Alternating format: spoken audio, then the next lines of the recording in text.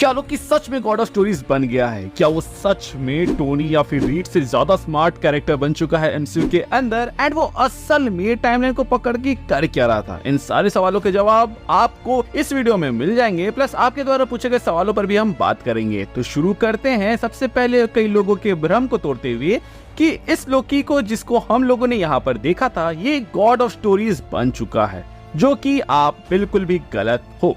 क्योंकि अगर आपने कॉमिक्स पढ़ा हो तो बॉस गॉड ऑफ स्टोरीज वाला लोकी इतना पावरफुल है कि वो जो बोल दे वही होगा।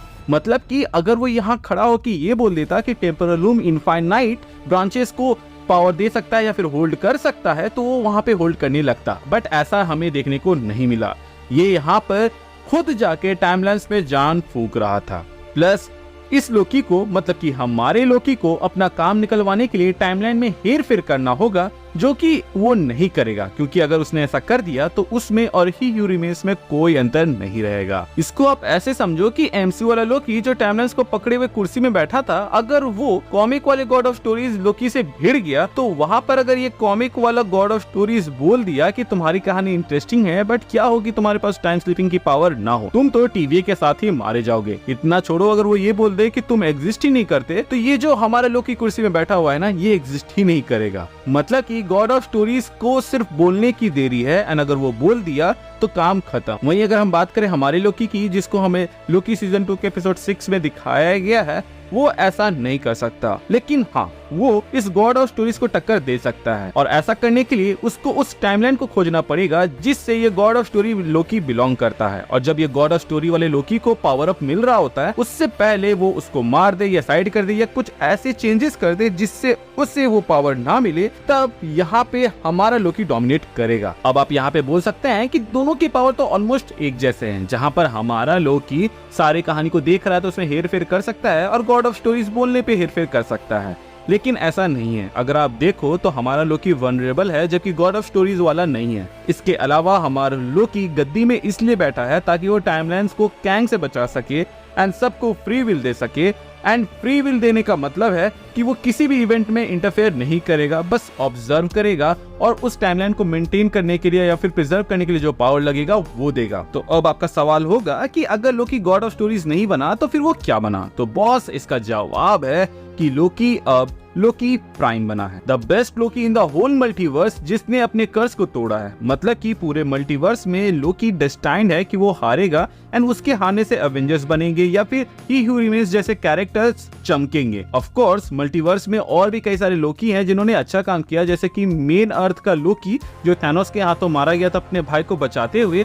वहीं मल्टीवर्स में और भी कई सारे लोकी होंगे जिन्होंने अच्छा करने की कोशिश की, लेकिन वो या तो वॉइड में चले गए होंगे या फिर मारे गए होंगे। लेकिन कोई भी हमारे लोकी जैसा इतना बड़ा सैक्रिफाइस देकर मल्टीवर्स को सेफ रखने का बोझ नहीं लिया है, इसीलिए उनमें से कोई भी लोकी प्राइम नहीं बना। अब मुझे मालूम है कि आप लोग बोलोगे कि God of stories and God of multiverse वाला टाइटल इस लोकी को ज्यादा सूट करता है, but I think Loki prime वाला टाइटल ज्यादा सूट करता है, क्योंकि गॉड ऑफ स्टोरीज या फिर गॉड ऑफ मल्टीवर्स या फिर गॉड ऑफ टाइम वाले जो कैरेक्टर्स होंगे ये बहुत ज्यादा पावरफुल हो जाएंगे एमसीयू के लिए, जबकि लोकी प्राइम उतना ही पावरफुल है जितना एमसीयू को जरूरत है। मैं कॉमिक्स से एक रेफरेंस देना चाहूंगा जहां पर हम देख पाते हैं कि जो लोकी प्राइम रहता है वो फोर्सेस ऑफ मल्टीवर्स मैजिक को यूज करता है, जहां पर वो wind of Watoomb from universe number 81845559 and 93748 से यूज करके वहां आ रहे जितने भी डॉक्टर डूम रहते हैं उनको ठिकाने लगा देता है। तो हो सकता है कि इस लोकी के पास भी मल्टीवर्सल मैजिक यूज करने की ताकत हो, और इसलिए ये यहाँ पे टाइमलाइन को रिपेयर या फिर प्रोटेक्ट कर पा रहा है। अब क्योंकि हमारा लोकी एंड ऑफ टाइम में बैठ के सारे टाइमलाइंस और मल्टीवर्स पर नजर रख रहा है, तो उसको पता होगा कि कौन से टाइमलाइन में कौन सा एंटिटी है और वो कितना पावरफुल है और वो कब काम आ सकता है और उसको कब समन करना है। इसके अलावा अगर लोकी गॉड ऑफ स्टोरीज बना तो ये एमसीयू का एंड होगा, क्योंकि अगर हम ये मान के चलें कि ये गॉड ऑफ स्टोरीज वाला बन चुका है और ये सारी कहानियों को देख रहा है, तब तो ये कुछ ऐसा बुरा होने ही नहीं देगा जिससे कभी भी एमसीयू में कोई बड़ा थ्रेट आए। लेकिन हम सबको पता है कि आगे जाके कैंग डायनेस्टी और सीक्रेट वॉर्स आने वाला है, जिसमें मल्टीवर्स तबाह होगा और सीक्रेट वॉर्स के अंदर तो बैटल वर्ल्ड बनेगा। मतलब कि जो टूटे हुए मल्टीवर्स है उनके रेमिनेंट से एक वर्ल्ड को बनाया जाएगा। इसके अलावा जैसा कि मैंने कहा कि ये अलग अलग एंटिटी को समन कर सकता है, तो बॉस ये लोकी प्राइम एवेंजर्स प्राइम को भी बना सकता है, जहां पे वो मल्टीवर्स से जो एवेंजर्स की प्राइम वर्जन है उन सबको एकजुट करे आने वाले थ्रेट के लिए। इसके ऊपर आपका क्या कहना है आप मुझे कमेंट सेक्शन में जरूर बताइएगा। अब आते हैं आपके द्वारा पूछे गए सवालों की ओर,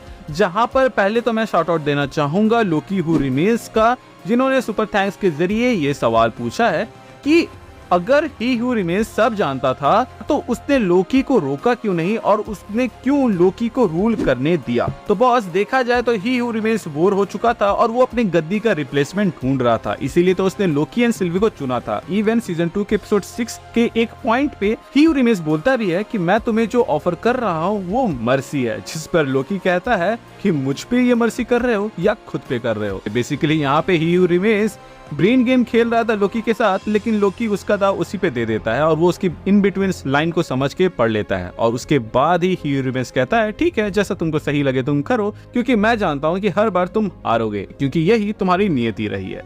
अब आते हैं अगले क्वेश्चन की ओर और वो ये है कि क्या ही हू रिमेन्स बैक आएगा।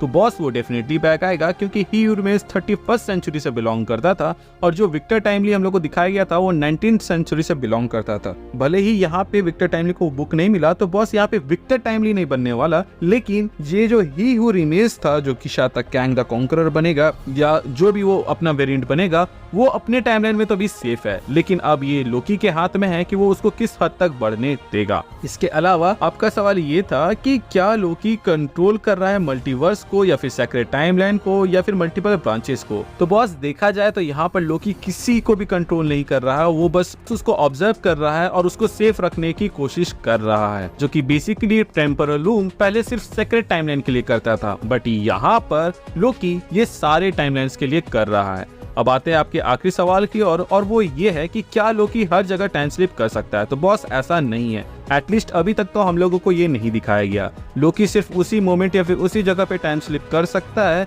जहां पर वो एग्जिस्ट करता था पास्ट में। अब आते हैं अगले सवाल की ओर जो कि कॉस्मिक थॉर ने पूछा है और वो ये है कि क्या लोकी टोनी स्टार्क और रीड रिचर्ड से ज्यादा इंटेलिजेंट हो चुका है। तो बॉस मुझे तो ऐसा नहीं लगता, ऐसा इसलिए क्योंकि हर एक साइंटिस्ट की एक अपनी फील्ड होती है। लोकी ने भी सालों तक जो पढ़ाई की है वो एक रेस्पेक्टिव फील्ड को लेके की है, जिससे उसको टेम्पोरल लूम कैसे काम करता है या कैसे बनाया जा सकता है या उसको मेंटेन करने के लिए जो डिवाइस बनाना है उसको कैसे बनाना है, उससे रिलेटेड बातें थी।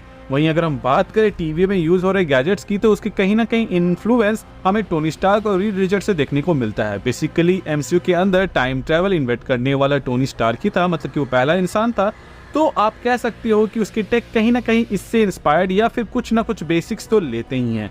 प्लस जिस तरह का टाइम डोर खुलता है और जिस तरह कैंग ट्रैवल करते हैं मल्टीवर्स के अंदर, जैसा कि हम लोगों ने एंटमैन एंड द वास्प क्वांटमनिया में देखा था, मतलब कि वो स्क्वायर सा बॉक्स बनता है उससे वो लोग आते हैं। सिमिलर हम लोगों ने रीड रिचर्ड को बनाते हुए देखा हुआ था मल्टीवर्स ऑफ मैडनेस के अंदर। तो देखा जाए तो कैंग क्योंकि फ्यूचर से है तो उसके टेक बेस्ड है आपके पास्ट में बने हुए चीजें से, जो कि टोनी स्टार्क या फिर क्या रीड रिचर्ड ने बनाया हुआ है। देखा जाए तो यूजुअली मार्वल वाले ऐसा करते हैं कि अगर कोई स्पेसिफिक फील्ड है तो उसमें जो टॉप रहता है उसको उसी में रहने देते हैं, और लोकी का कैरेक्टर इंटेलिजेंस से ज्यादा गॉडली है, तो यहाँ पर वो कंपैरिजन मेरे ख्याल से ठीक तो नहीं बैठता है। क्योंकि देखा जाए तो लोकी ने जो एंड में डिसीजन लिया वो इमोशंस में आकर लिया, ना कि थिंक करके। अगर वो थिंक करता इंटेलिजेंटली तो वो ही हू रिमेन्स के साथ हाथ मिलाता, क्योंकि वहां पे वो ग्रेटर गुड का रिजल्ट देख रहा है तो वो उसी को चुनता, ना कि उस चीज को चुनता जिससे उसको पता है कि आगे जाके मल्टीवर्सल वॉर हो सकता है। वैसे ये तो मेरा टेक है, आपका क्या कहना है इसके ऊपर आप हमें कमेंट सेक्शन के जरिए बता सकते हैं। अगर हमें अच्छा लगा और मौका मिला तो हम उसके ऊपर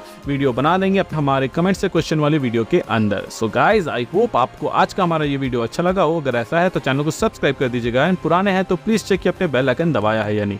अगर आपने दबा दिया है तो वेल एंड गुड, और अगर आपने नहीं दबाया है तो उसे दबा दे ताकि जब भी मैं कोई वीडियो डालूं उसका नोटिफिकेशन आपको जाए। इसके अलावा हमारे चैनल का एक छोटा सा मोटो है जो कि लोगों की मदद करे, अपना ख्याल रखें and keep moving forward, current लगाकर आगे बढ़ते जाएं।